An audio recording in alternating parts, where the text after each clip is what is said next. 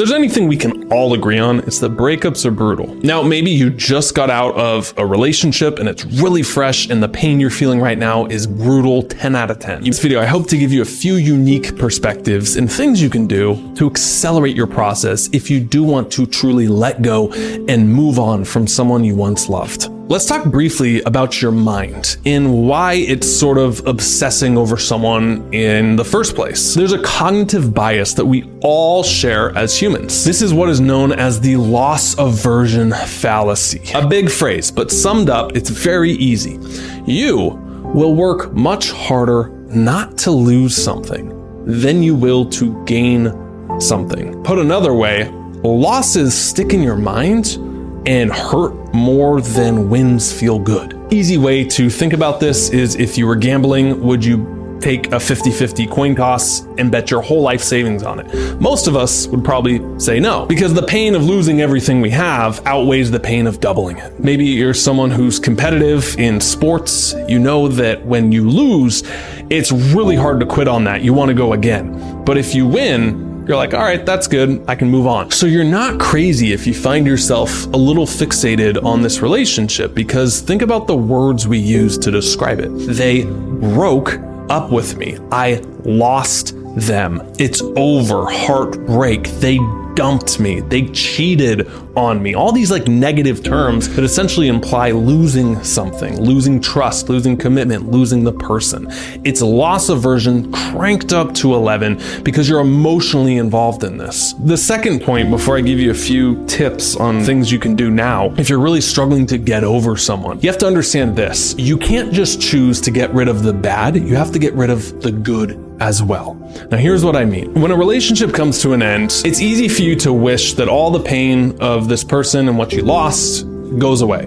And that's what you want, right? But you have to understand that that's just one side of a coin, right? If this right here, this lens cap is a coin, on one side we have the pain that you're feeling right now. It's very real for you. They broke up with me. I lost them. It hurts. I want them back. All these thoughts. But what's interesting is the other side of the coin, this is all the pleasure you're getting from continuing to think about this person. Like, how true is this? You're just sitting there daydreaming about that person, coming back into your life, breaking down the door and saying, I was wrong. It should have been you all along. We literally have a whole movie genre that's centered around that. That people want that fantasy and that's so pleasurable to them that dropping the story, dropping the thinking about their ex or the person they can't get over, they're like, why can't I do it? Because you're getting a lot of pleasure from it. You like it. You're like, what do you mean I like it? Well, if you don't like the story and the fantasy, you definitely like the possibility where the door is still there, that maybe it'll work out. Maybe they'll come back. So what I'm saying is, yes, to get rid of the pain,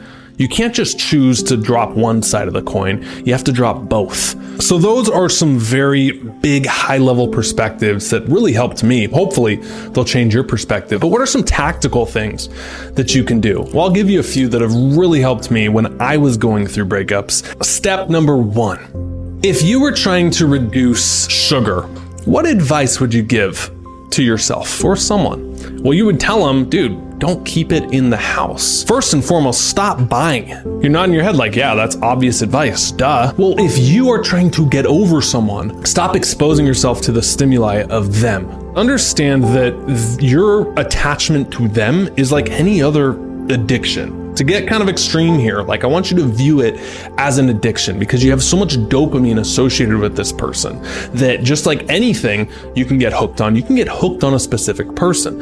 What are they doing? Who are they with? Are they still at that job? Are they still in this place? And now with social media, it's really unique that you can pull up and within 20 seconds you see them right there. Or you have a phone and you go back through and you have all your memories, you might read all your text messages, you see all the photos you took, you relive it, you reloop it in your mind. That's exposing yourself to the stimuli of them. And if you were trying to get over any other addiction, you would tell someone, cut all the stimuli out, wouldn't you? Put another way, the first thing you should do, in my opinion here, look, I'm gonna tell you something that you do not want to hear, and it's gonna be hard, but this works. This is the real deal. Delete everything. Delete all your photos, delete all your messages, unfollow them, delete your conversations so you can never expose yourself to the stimuli. Now, I know what you're thinking. You're like, that is way too hard. That is way too fresh. I can't do it. And I would say you can, but if it feels too extreme or like brutal or like evil almost, what you definitely should do is download everything to a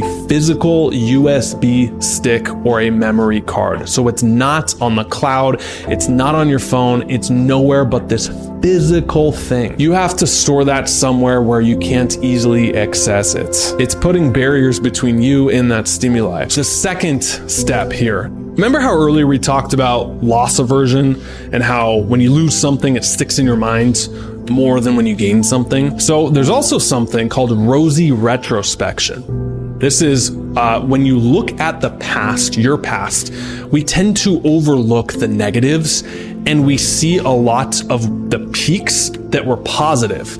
And it's hard for us to have an objective view on it. It's why people get nostalgic over high school and they're like, oh, I miss it. Those are the best times ever. I loved it. But they overlook all the boring, mundane times that they hated it. And so where I'm going with this is you right now, there's a good chance you're not objectively looking back on your relationship. So what I want you to do here, and again, this is not negative, this is not mean, this is not evil, push those judgments aside, is I want you to take out a piece of paper or a journal. I like doing it in a journal. You can use your phone or a computer, but you get more out of it if you're physically writing something down. And I want you to make a T-chart, okay?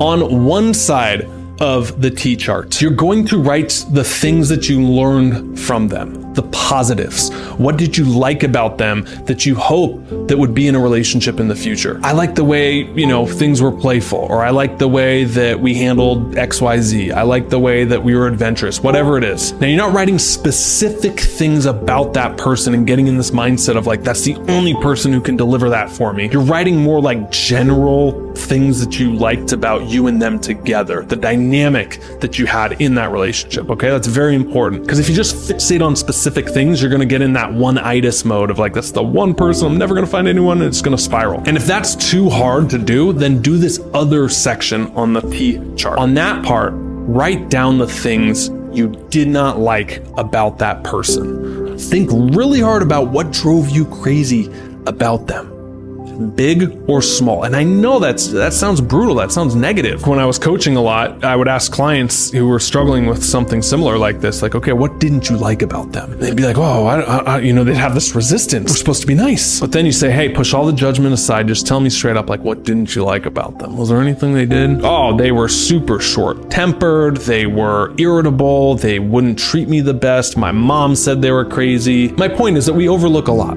And so these little negatives help balance out when you just rosy retrospection, you have the rose-colored glasses on about this person, how perfect they were. You try to get objective and see the other side that is equally as important. I want you to use this as an opportunity to reinvent yourself. I've often said that breakups can be breakthroughs if you use them. When I look back on the times in my life that transformed me the most, like my biggest growth spurts out of it, they always came after a huge transition. The loss of a job, breakups, moving places, losing something allows you to drop it and make room for what's bigger and what's better. And I'm so thankful that I went through some of those breakups, that even though during the time I said, I do not want this, it's not what I want, this hurts, that evolution and progression, it needs pain, it needs a stimuli to grow, otherwise it's not going to.